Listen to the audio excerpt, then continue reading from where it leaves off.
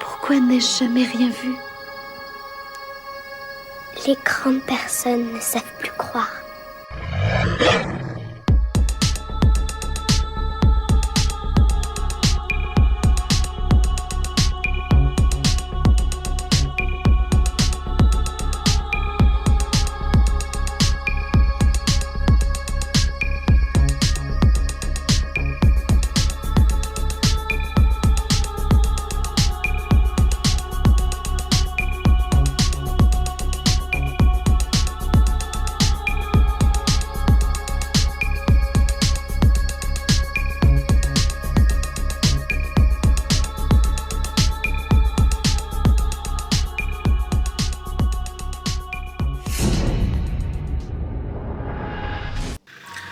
Bonjour tout le monde, ne faites pas attention à ma voix, je suis encore malade du dernier tournage que j'ai fait à droite à gauche. Je suis aujourd'hui avec Adrien qui est avec moi. Nous allons aller à la rencontre d'un témoin qui habite dans le Var. Donc nous avons pris la route très tôt ce matin. Et bien sûr nous n'avons pas oublié pour faire le rime les Napolitains. Voilà, donc sans plus entendre, on prend la route, let's go, et puis à tout à l'heure.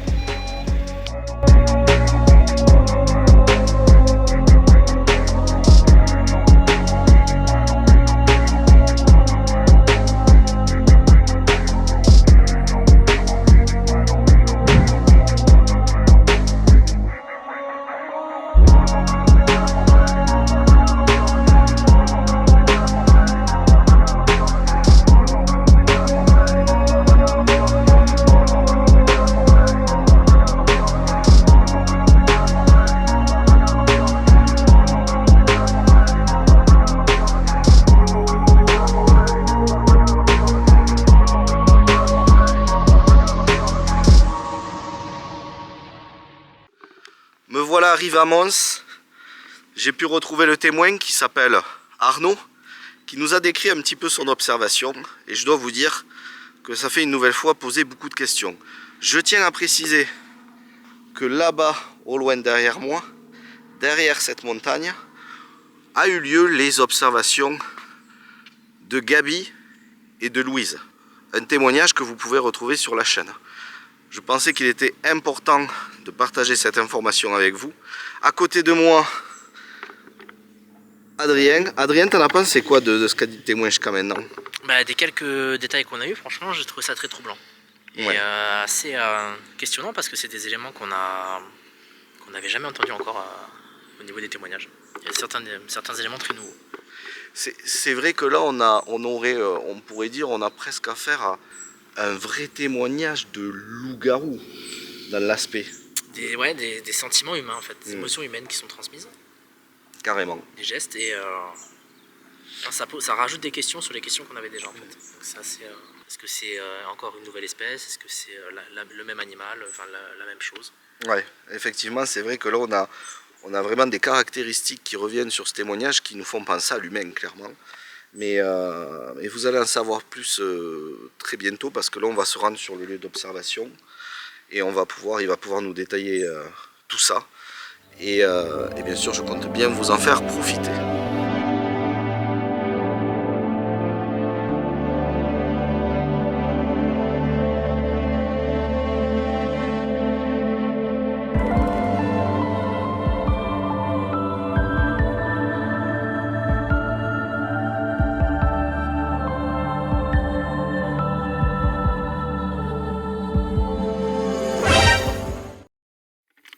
Donc Arnaud, on est ici sur le lieu de ta rencontre. Déjà merci d'avoir accepté de témoigner pour la chaîne.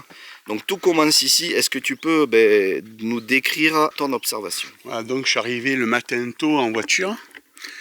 Et ici, là, donc il y avait des sangliers sur la route qui couraient à une vitesse folle. Ils avaient la mort aux trousses en fait. Et il y en avait qui couraient dans l'autre sens. Mais en fait, ils devaient arriver par la gauche, dans la colline, et ils étaient bloqués ils se sont retrouvés bloqués par le mur. Et dans le virage, je suis arrivé dans le virage, j'étais en plein phare. Donc dans le virage, j'ai fait mon observation d'un loup-garou, je sais pas comment je peux dire, dogman. Ce qu'on va faire, c'est qu'on va s'approcher. Comme ça, on va aller voir exactement l'endroit où était postée cette créature. Alors, on va mieux comprendre pourquoi tu le décris comme loup-garou. Peut-être, mais on se met de l'autre côté, comme ça on voit bien le virage. Ok. Alors là, il faut préciser que ce mur doit faire, on va dire, 2 bons mètres à peu près. Là-bas, il doit être plus haut, à l'endroit où il est passé. Ah oui, ah oui. Il est plus haut. Hein. D'accord. Alors, il faut savoir qu'en haut de ce mur, tu m'as dit, il y avait... Il y avait des tessons de bouteilles plantés dans le béton, ils l'ont refait ça. C'était pas comme ça, c'était hérissé de tessons. Donc c'était pour éviter de... Ouais, que les gens passent par-dessus. C'était une chasse privée ça avant. D'accord. Voilà, donc là, je me suis retrouvé avec les sangliers au milieu de la route. Hein. Donc je me suis mis au pas, à l'endroit où il y a le poteau téléphonique, là en bois. Et, il était là debout. Donc il arrivait aux 2 tiers. 2 tiers, ouais. Ce qui fait quand même très grand, comme tu disais dans la voiture. Ouais, 2,50 m, 3 mètres, quoi. Voilà, ouais. Et donc j'étais en plein phare avec la rampe allumée devant parce que j'avais des longues portées. Et quand il s'est retrouvé dans le faisceau des phares, hein, il a levé la main, s'est caché les yeux. Et j'ai bien vu la paume de sa main. La paume de sa main qui m'a paru très humaine en fait. Je voyais le blanc de ses yeux. Je voyais ses poils ras. Je voyais bien le détail des muscles. Il était très très musclé, c'est comme un catcheur en fait, c'était vraiment impressionnant. La vapeur qui se dégageait de lui, il avait dû courir derrière les sangliers en fait. Il était, tu penses, en train de les chasser? J'en suis persuadé. Comme il courait vite les sangliers, je suis chasseur et je les ai rarement vus courir comme ça. Et tu distingues plus de, comment dire, plus de poils au niveau de l'encolure? Ouais, il avait une sorte de crinière.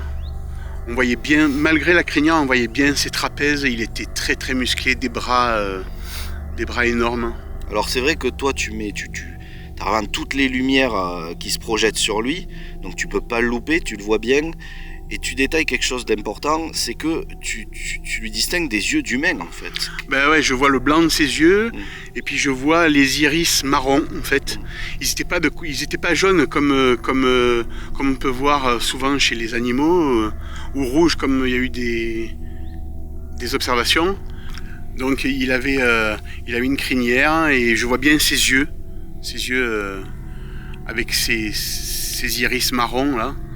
Parce qu'il avait la lumière ça réfléchissait la lumière en fait. D'accord. Et donc il avait bien sa main en face. En fait, il met sa main pour se protéger de la lumière. Pour cacher la lumière, comme toute personne fait quand il est ébloui en fait. C'est ça, c'est qu'il a mis sa main devant. Il y a un côté vraiment humain. Ouais, il a mis sa main devant et... Et qu'est-ce qui se passe après comment il continue à marcher sur la route? Il descend, il est sur le talus. Ouais. Il fait 3 pas, il descend. Et là, il est toujours tourné vers moi. Et il fait une sorte de rictus. Comme dire, putain, j'ai été vu et en plus, j'ai perdu ma chasse. Quoi. Ça sentait dans son regard et dans son attitude qu'il était dépité. Et à ce moment-là, il est parti, il est énorme, hein, mais il est parti comme un danseur en fait. C'était léger. Comme un félin, un peu. Et puis il est parti et il est passé entre les 2 arbres, là, il a sauté par-dessus. Tu veux dire quand tu dis qu'il avançait comme un danseur? Comme un danseur étoile, hein. C'était léger en fait. D'accord, mais toujours en station bipède? Toujours bipède, il est resté toujours debout en fait. D'accord. Il est parti là, debout, et quand il est arrivé au bord de la route, il a sauté et en un bond, il est passé par-dessus le mur. D'accord. Ce qu'on va faire en eau, c'est qu'on va se rendre au poteau, là où il était, et ensuite tu vas nous expliquer où il a commencé à prendre son impulsion pour sauter. Voilà. Donc la créature se trouvait ici. Il se trouvait là, il est descendu sur le bord de la route, environ ici, je pense que c'était là. Hein. Je peux pas prendre il n'y avait pas les lignes à l'époque sur le bord. Et donc il est parti, il a fait 3-4 pas, et puis en arrivant au bord de la route, il a sauté d'un bond. Et il a sauté vraiment comme un coureur de haie, quoi. 210 mètres haie, il a pas... D'accord. Tu veux dire il a mis une jambe l'une par-dessus l'autre? Ouais, il était pas regroupé quand il a sauté. Ouais. Quoi. Il a pas touché le mur avec les mains, rien. Il est passé par-dessus d'un bond. Wow, d'accord. Donc on va aller voir. Donc on va se trouver ici. Donc on est ici, Ouais, il y a bien, de là où il a sauté. il y a bien 6 mètres jusqu'au mur. Donc déjà jusqu'au mur, il y a... Oh, ouais, 6, 6 bons mètres. Hein. voire peut-être plus. Et le mur, il fait 3 mètres d'eau. Ouais, le mur, il fait plus de 2 mètres, ça c'est clair et net. Aux Jeux Olympiques, il est champion olympique du Oh, saut ben en là... hauteur et du saut en longueur en même temps. Ah ouais, là c'est imbattable, là. D'accord, donc, ouais, donc il saute d'ici et il va aller jusqu'à sauter au-dessus du mur et donc il va atterrir un peu plus loin derrière. Waouh, c'est... Et puis derrière, on sait pas où commencer derrière. Hein. Je sais pas où c'est qu'il a atterri derrière. Hein. Il est peut-être retombé directement hein, avec l'élan. Alors ce qui est assez stupéfiant aussi, c'est qu'il va te lancer ce dernier regard, comme pour pas mal de témoignages d'ailleurs, sauf que toi, il t'explique, en tout cas c'est comme ça que tu le ressens, putain tu fais chier quoi, j'étais en train de chasser et là, voilà, le gibier est parti, maintenant je peux plus c'est ça. Je peux plus l'attraper. C'est ça. Peut-être même de dire putain j'ai été vu et j'ai tout perdu quoi. Ouais. Voilà. Et il est parti là. Et puis ça, c'est pas un réflexe d'animal. L'animal, il repart dans l'autre sens. L'animal, il se cache pas les yeux. Il se cache jamais les yeux, en fait, un animal. Hein, il se tourne même pas, l'animal. Il reste face au phare. Là, il s'est caché les yeux. J'ai vu sa main. Mais c'était une main humaine. J'ai vu l'intérieur, la paume de sa main, et elle était quand même vachement plus foncée que la mienne. Mais c'était une paume de main humaine. Il y avait des griffes. Mais j'ai vraiment bien vu sa main, puisque tout le long du passage, il avait la main devant ses yeux, quoi. Ouais, il se protégeait de la lumière. Ouais, ça m'a choqué. Hein. C'est pour ça que tu dis loup-garou, et juste avant de faire l'enregistrement de ton témoignage ici, même sur les lieux, je disais, c'est vrai que cette observation respire... Mais ça respire l'humanité. Voilà. Ça respire vraiment une histoire de loup-garou, parce que on a vraiment, quand on écoute ton histoire, des détails qui nous fait penser à une réaction profondément humaine. Ouais. Vraiment. Et puis même ses pieds, donc ses pieds, ça faisait un peu le S, mais j'avais plus l'impression que c'était des grands pieds et qu'il était sur la pointe des pieds. Il était grand, ben, il avait des grands pieds, mais il marchait sur la pointe des pieds, avec les talons un peu relevés. Mais c'était pas comme un chien, quoi. J'avais vraiment l'impression qu'il avait des pieds, quoi, et qu'il marchait sur la pointe des pieds. C'est pour ça que tu dis que ça marchait comme un danseur, un peu. Ben, en fait, c'est quand il est parti, c'était presque gracieux, en fait. Il est parti, il a fait 3 pas, 3 enjambées, il a pris son élan, et puis il a sauté... je sais pas, 6 mètres quoi. Alors il faut savoir qu'il y a du passage, hein, il y a les voitures qui passent derrière moi, j'espère que ça ira. Mais bon, c'est important de revenir sur les lieux où le témoin a fait son observation. Donc ici on peut voir un chemin, c'est le chemin qu'auraient utilisé les sangliers, tu penses? Ben, c'est les sangliers qui ne sont pas venus vers moi et qui sont retrouvés, les autres ils sont descendus par là sans doute. Et les autres du coup face au mur, coincés? Ben en fait ils se sont retrouvés... Ils devaient venir d'en face, là-bas. Et puis ils se sont retrouvés là coincés. Il y en avait qui couraient sur la route, il y en avait qui descendaient là, et il y en avait qui revenaient vers moi, sur la route, à contresens de moi, quoi. Mais ils couraient vite. Ça courait vite, c'était... Ils avaient peur, quoi. Toi qui es chasseur, Arnaud, qui a l'habitude de côtoyer donc la faune locale, pour toi, ça ne ressemble à rien à ce qui est référencé dans notre joli pays. Non, ici, moi je connais pas ces bêtes-là. Je sais pas ce que c'est, mais je sais ce que c'est pas. Et c'est pas une bête qu'on a ici, quoi. Ça ressemble même pas à une bête sauvage, en fait. Non, il n'y a pas d'ours, il y a pas de puma, il y a des lynx, il y a des loups, mais ça ressemble à rien de commun, quoi. J'ai l'impression que l'aspect humain te dérange dans cette histoire. Ouais, ben c'est pour ça, j'arrive pas à en parler comme une bête, en fait. Parce que je ressens. Ouais, mais parce que toutes les attitudes qu'a eu cette chose, c'était profondément humain, en fait. Et j'ai toujours cette main en face de moi, quoi. Quel animal fait ça? Et j'ai l'impression c'est ce qui fait que tu n'as pas si peur que ça, du coup, par rapport à cette réaction. Alors non, j'ai pas eu peur. Il n'a pas été agressif. Et par contre, ça m'a chamboulé, hein, parce que quelques heures après, j'en ai vomi et tout. Mais c'est peut-être la compréhension de ce que j'avais vu, en fait. C'est ça, parce que tu vas au boulot, donc tu viens d'encaisser cette rencontre que tu viens de faire, qui est hors du commun, hein, disons-le. Et donc par la suite, ouais, ta réaction, ça va être de vomir. Ouais, j'ai vomi. Putain, De toute façon, je reste là, ça bouge pas. ouais, du choc, le temps de faire l'analyse de ce que j'avais vu. Ouais, j'en ai vomi. Et j'étais tellement pas bien qu'on m'a fait rentrer chez moi. Donc en remontant, je suis venu voir sur les lieux pour voir si je voyais pas de traces. Mais il n'y avait rien, il faisait froid et la terre, elle était gelée encore à 10h30 du matin. Donc, Et comment tu peux nous décrire sa tête, hein? C'est vraiment une tête de loup. Ah ouais, il y avait un museau. J'ai vu ses dents devant, sa langue. Il avait une langue très rouge. Il avait des oreilles pointues. C'était une tête de loup, hein. De loup, de chien loup noir. Le chien loup noir avec une crinière derrière très prononcée. Par contre, je peux pas dire si j'ai vu une queue. J'en ai pas le souvenir. Mais c'est ce poil noir de jet très profond. Il semblait attirer la lumière. Il avait l'air humide d'avoir transpiré. Comme ça faisait un peu l'effet du cuir de cheval, en fait. Oui. Les poils ras sur tout le corps, on voyait bien ses muscles dessinés. Alors on s'est déplacé un petit peu plus bas parce qu'il y a du passage. Et voilà, donc forcément il y a des bruits qui interfèrent, qui sont assez dérangeants. J'espère que ça ira pour la vidéo. Mais quitte à venir voir le témoin, c'est vrai que c'est bien quand même d'être sur les lieux avec lui pour pouvoir se remémorer tous les détails. Donc combien a duré ton observation du coup, Arnaud? Ça a duré 10-15 secondes, mais ça a paru durer 1 heure, quoi.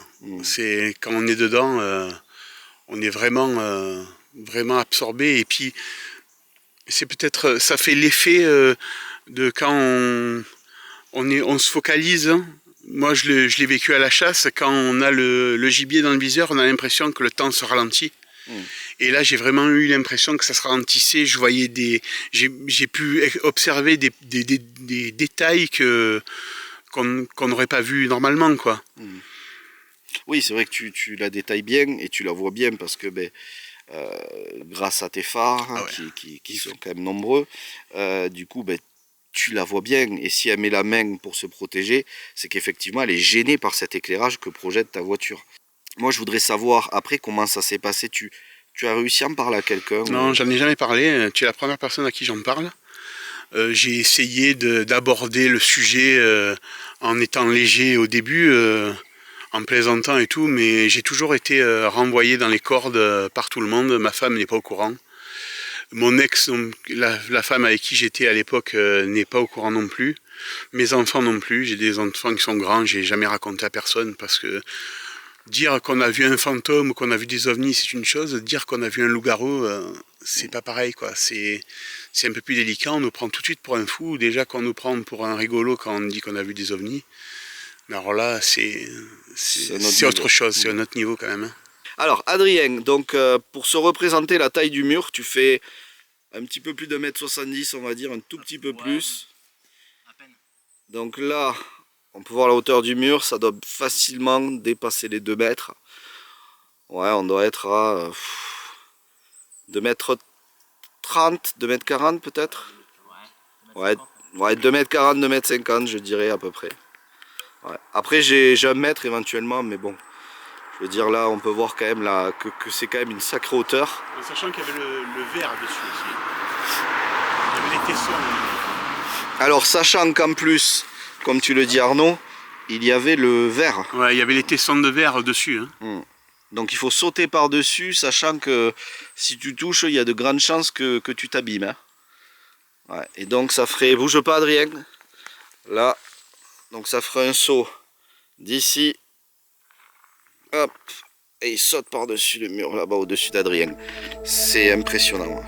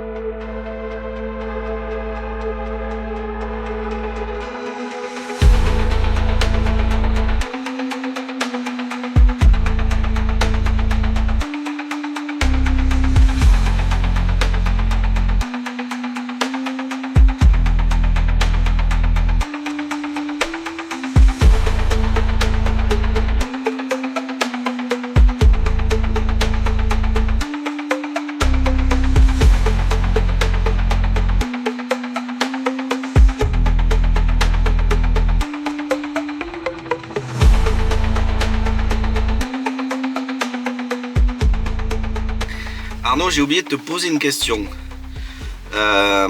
Les bras, est-ce qu'ils étaient plus longs que des bras humains?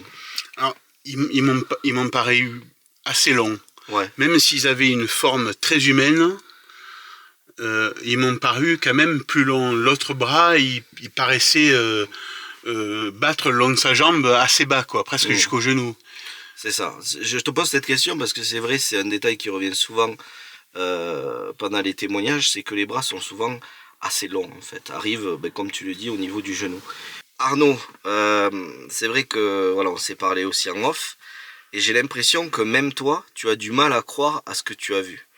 Ouais, c'est surnaturel quand je le raconte. Même moi, je suis limite à pas y croire, quoi. Ça paraît tellement gros en fait. C'est pour ça que je peux le raconter, que j'ai envie de le raconter à personne, parce que je passerai pour un idiot en fait. C'est vraiment, ça me paraît surnaturel, vraiment.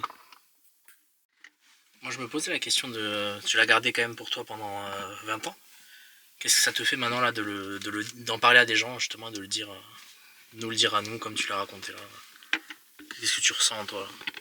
Ben, c'est surtout une délivrance de pouvoir en parler. De pouvoir en parler parce que je me le suis mâché en fait. Je l'ai gardé pour moi. Et c'est en voyant des vidéos sur YouTube. La première fois, c'était sur une émission à la con, là, les 30 histoires fantastiques, avec le Dogman de Brérode.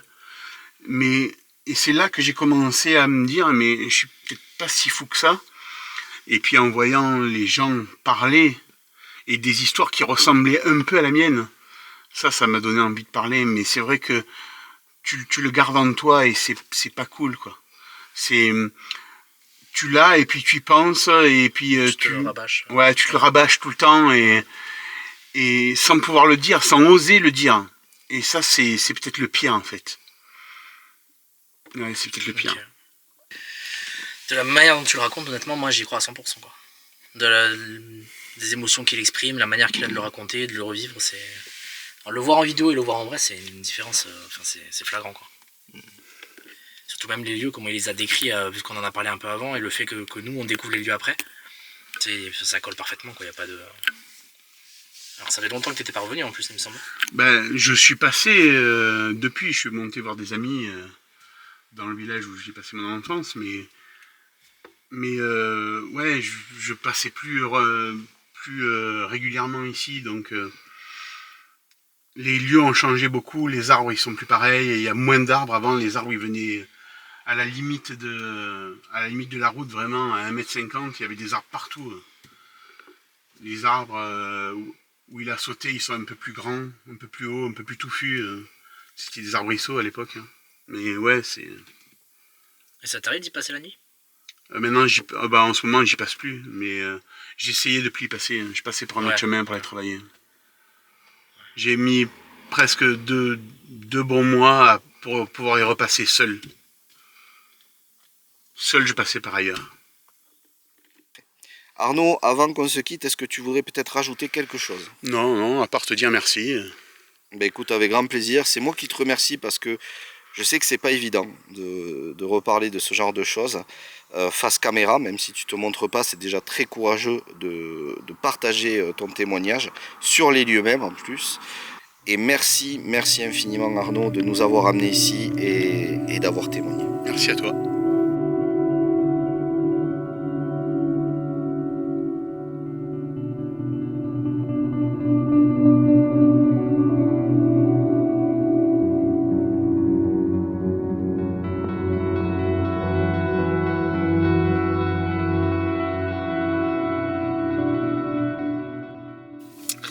Bon Adrien, on va repartir là, reprendre la route.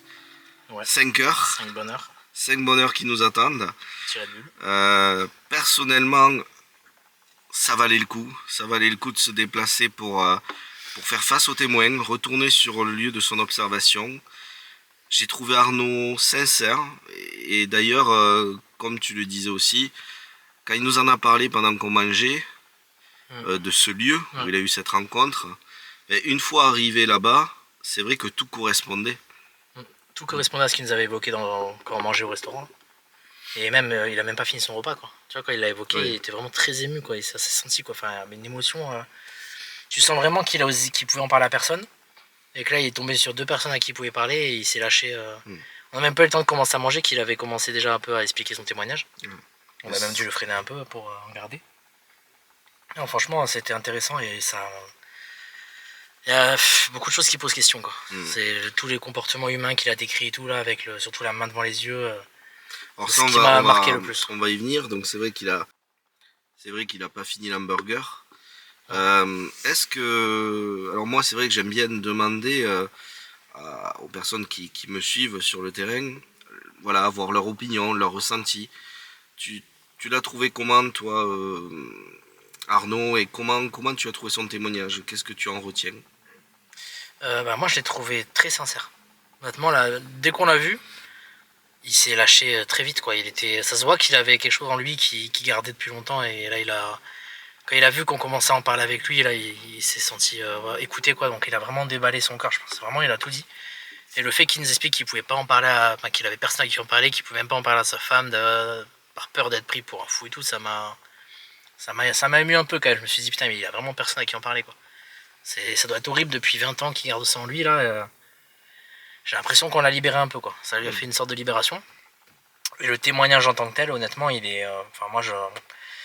Du coup, il l'a évoqué pendant le restaurant, puis après, il nous l'a re-évoqué quand on était sur les lieux, et il n'a pas changé d'un trait. Enfin, c'était vraiment mot pour mot ce qu'il disait. Enfin, pour moi, il est sincère à 100%, quoi. Je vois pas de mensonge dans ce qu'il dit, je vois pas d'affabulation. Franchement, il a l'air vraiment sincère, quoi.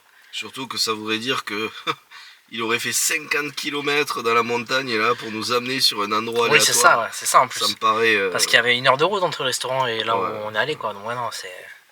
Ou alors c'est vraiment un professionnel, quoi. Mais là c'est. Non, franchement. Oui, ça serait perdre de l'argent, de l'essence. Ouais. Non, rien à redire, le témoignage, franchement, il était très marquant. Moi, le comportement humain de l'animal, là, comme il a décrit. Parce que. Voilà, comme il l'a dit, il a vraiment des feux type rallye, quoi. Donc c'est pas des pleins phares ou des feux de croisement habituels, quoi. C'est vraiment quand il a allumé tous ces feux, je pense que l'animal a été vraiment surpris là, parce que c'est comme s'il t'allumait un phare de stade en plein sur lui, quoi. Donc voilà, c'est vraiment ça m'étonne pas finalement que peut-être il a eu le réflexe de se cacher les yeux, mais je me dis mais quel animal se cache les yeux, en fait, ça n'existe pas, quoi. Oui, et puis c'est vrai qu'il a vraiment ébloui, et puis là il a bien détaillé parce qu'il a clairement vu. Il a clairement vu parce que toutes les lumières étaient sur cette bête qui était juste là, devant sa voiture. Moi je comprends qu'il ait été surpris et terrifié. Et comme d'habitude, je m'aperçois que les témoins ont beaucoup de difficultés à le partager avec leurs proches. Et combien de fois j'entends ce même discours. J'aimerais le partager au moins avec ma femme, mais je n'y arrive pas. C'est triste, en vrai, c'est super triste. Si tu peux pas le partager avec ta femme, avec qui tu le partages, quoi. C'est un truc. Moi j'ai eu la chance de ça, qu'on l'ait vu en même temps, du coup, parce que c'est vrai que je me suis jamais posé la question avec qui le partager, du coup, parce que je l'ai vu avec elle, donc c'était naturel. Mais ouais, pour lui là, c'est hyper triste, quoi. Oui, le fait que vous soyez 2 témoins, ça permet de pouvoir parler de ça, d'échanger à 2. Au moins, tu t'es pas seul. On n'a pas honte d'en parler, quoi. Mais là, c'est vrai que le fait d'être seul comme ça. Mais vu qu'il avait plein de lumière en plus, nous, comme il le décrit, c'est vraiment comme s'il était en plein jour, quoi. Donc c'est vraiment, il a vraiment vu comme il faut, quoi. Il peut pas le confondre avec autre chose, quoi. Ça peut pas, il est sûr de ce qu'il a vu, quoi. Et ce saut incroyable que va produire cette bête est complètement démesuré. Je comprends pas comment c'est possible. Même en admettant que c'est vraiment un dogman ou un loup-garou, comment on explique le saut comme ça, enfin, quelle force dans les jambes il faudrait pour faire un saut, ça doit se calculer, hein. Ça doit pouvoir se calculer, je pense. Mais il faut une force surhumaine dans les jambes, quoi. Enfin, ouais. Et tu vois, je me dis quand même ça soit une force de la nature herculéenne, j'ai quand même réalisé une telle prouesse. Oui, parce que c'est en largeur et en hauteur en même temps, quoi. Ouais, c'est pas... Enfin, c'est complètement fou. Et ben moi je sais que cette vidéo, en tout cas je vais l'intituler, il va y avoir le terme loup-garou qui va être utilisé parce que... on est en plein dedans là. Ouais, vraiment. le témoin l'a ressenti comme ça et c'est vrai que cet aspect humain qui revient est assez troublant. Et là, ouais, pour moi on est vraiment dans quelque chose qui tire vers ce fameux loup-garou, à moitié humain, à moitié bête. Et en tout cas là, tous les caractéristiques on montre bien que ouais, il y a quelque chose de très humain sur là, cette rencontre en tout cas. Surtout le fait de moi je note surtout le fait de se cacher les yeux, qui avait jamais été abordé encore une fois, alors qu'il y a eu plein de gens qui l'ont eu dans les phares. Bon, là c'était vraiment des gros phares, donc ça pourrait expliquer. Et le fait de regarder en disant tu m'as fait échapper mes proies en fait, là, j'ai perdu mon gibier à cause de toi, tu vois. Ouais, il transmet quelque chose. Il transmet une émotion en fait, il était là. Voilà, une expression presque humaine. Presque à cause de toi, j'ai pas eu mon sanglier, quoi. Et après il se barre. Et il lui fait comprendre, ouais. Et les yeux d'humain, il dira bien qu'il avait des yeux d'humain. Et en plus, il se protège et en même temps il cherche à regarder. Comme s'il voulait voir qui c'est qui conduisait. Et oui, parce qu'il est ébloui et en même temps il veut garder un œil sur ses gibiers qu'il est en train de chasser. Il essaie de voir qui c'est qui l'éblouit. Non, franchement c'est hyper humain, hein, la façon dont il a décrit. Ça faut poser encore plus de questions que ce que je me posais déjà. Donc c'est pas mal. Bon, en tout cas, je suis content que tu aies partagé cette journée avec moi. Et comme ça me permet aussi d'avoir ton retour, toi en tant que témoin. Et je sais que le fait qu'on soit plusieurs, parfois ça va rassurer le témoin à témoigner et surtout à lui permettre vraiment de se libérer d'un poids, clairement, on l'a vu aujourd'hui. Bah, il s'est livré assez rapidement en plus. Donc je me dis peut-être qu'on l'a mis en confiance tout de suite, quoi. Peut-être à 2, ouais, c'est peut-être plus rapide. En plus, je crois qu'il avait vu quand même pas mal de témoignages et qu'il avait vu le mien en plus, donc peut-être ça l'a encore mis plus en confiance. Mais ouais, le fait de voir un témoignage en vrai par rapport à le voir en vidéo, franchement c'est vraiment très différent, quoi.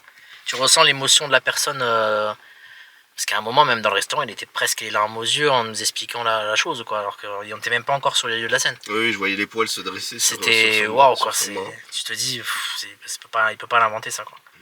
Et quand tu es sur place, il y a vraiment les émotions qui reviennent, quoi. Donc oui, parce que si j'avais fait l'enregistrement comme je le fais d'habitude, alors j'aurais eu sûrement les photos du lieu, mais le fait d'y être, c'est quand même vraiment différent. Se rendre compte de la taille du mur, par exemple, rien que la taille du mur. Quand tu te mets à côté, en fait, tu te rends compte qu'il est immense. Non, c'est... Et le fait qu'il ait décrit au restaurant exactement comme en fait c'est vraiment dans les lieux, alors qu'il n'était pas allé depuis un petit moment, parce qu'en plus il va pas tous les jours, quoi. C'est vraiment un lieu perdu, quoi. C'est un truc où il allait pour aller au travail, mais qu'il travaille plus depuis longtemps à cet endroit-là, donc il y passe pas souvent. Et pourtant il a vraiment les lieux en tête parfaitement, quoi. C'est un truc... Ouais, ça prouve que ça a été un moment marquant de sa vie. Il s'en rappelle. Et ça date d'il y a 20 ans, et pour qu'il s'en rappelle comme ça, c'est... Ça peut pas être un kangourou, quoi. Clairement, ouais. Et même la façon qu'il a de décrire la créature, c'est-à-dire, moi je l'ai vu à 4 pattes, donc je pouvais pas vous dire qu'il avait des muscles, des pecs, des abdos, mais lui il décrit vraiment les muscles, quoi. Ouais. Je me dis, mais dans le monde animal, on ne voit pas d'animaux avec des abdos tracés comme un bodybuilder, quoi. On peut voir des gorilles avec des pectoraux, des bras un peu gros, mais ils sont quand même pas tracés, quoi. Je me dis là, c'est quand même... la façon dont ils représentent les quadriceps et tout, ça me fait penser un peu aux kangourous, tu sais, quand ils font les beaux, là, tu sais, qui sont montrés en muscles, là... Où tu peux voir quand même qu'il y a une musculature semblable à l'être humain, quoi. Mais là c'était un truc 3 mètres, enfin, que viendrait faire un kangourou dans le Var, quoi. C'est clair. Et on n'est pas loin. Qui chasserait du sanglier. On n'est pas loin d'autres témoignages en plus, celui de Gabi et de Louise. Donc ça aussi c'est. Il y a de l'activité, il y a de l'activité dans le Var, j'ai l'impression quand même. Ouais. Ça rajoute ça rajoute un peu plus de matière au lieu. Et est-ce qu'il y a quelque chose qui se cache là-bas? J'ai envie de dire... Quand tu vois les... j'ai envie de dire oui. Je pense que les gens verront les plans drone, mais quand tu vois l'étendue de forêt qu'il y a tout autour, enfin c'est... Tu pourrais te cacher que personne ne te trouverait. Hein, c'est... Il y a quoi? Il y a 10 caméras de chasse dans tout l'espace qu'il y a. Et il faut préciser, ça on l'a pas fait, on va le faire maintenant, c'est que on sort de la période de chasse. Oui, au moment où il fait l'observation. Ouais, on n'est plus en période de chasse. Ouais. Est-ce que l'animal le sait ou pas? Enfin, est-ce que cette créature le sait ou pas qu'il y a une période ou pas? Et qu'il intervient après c'est une question à se poser. Ouais. Et en plus, il me semble qu'il y a... Enfin, on le montre à un moment dans la vidéo, mais c'est un terrain militaire tout autour. Oui. Qui n'est pas accessible en plus. Enfin, tu peux pas y aller comme ça, quoi. Donc c'est... L'endroit est quand même particulier, quoi. Ouais. Alors si je me trompe pas, il y a aussi le témoignage de Yann qui a eu lieu pas très loin non plus de l'endroit où il y a cette fameuse zone militaire. Donc qui amène encore plus de poids une nouvelle fois à ce témoignage d'Arnaud. En tout cas, merci beaucoup Adrien pour cette journée. Maintenant on va repartir tranquillement. On y retourne. Et puis à la prochaine. Bye bye. Et dernière question, Adrien, t'as pas eu peur au moment que, quand tu étais sur le lieu d'observation, ce dogman se jette sur tes tétons en métal? Eh oui, parce que t'as des pectoraux en métal. Enfoui sous le poids du temps, on cherche la vérité, on suit les éléments. Des lumières dans la nuit, des indices dispersés, des voix qui murmurent ce qu'on n'a jamais osé. Dans le creux du silence, entre mythe et réalité. Connexion mystère, au-delà du visible, l'inconnu est sensible, voyage sans fin. À l'aube des réponses, les clés du doute se brisent. Le monde est plus vaste, plus profond qu'on le croit. Dans chaque énigme on sent battre la foi. On décrypte les signes, les messages discrets, de secrets bien gardés, des mystères sans nom qui appellent au réel. Entre rêve et songe, entre l'ombre et le feu. Connexion mystère, au-delà du visible, l'inconnu est sensible, voyage sans fin. À l'aube des réponses, les clés du doute se brisent.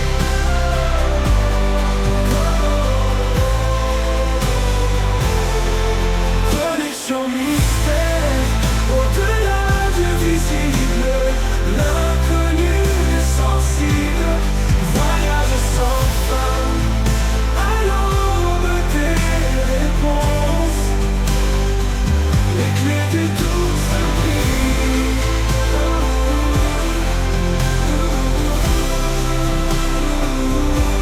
Les signes se dessinent, main dans la main, à la lueur d'un savoir.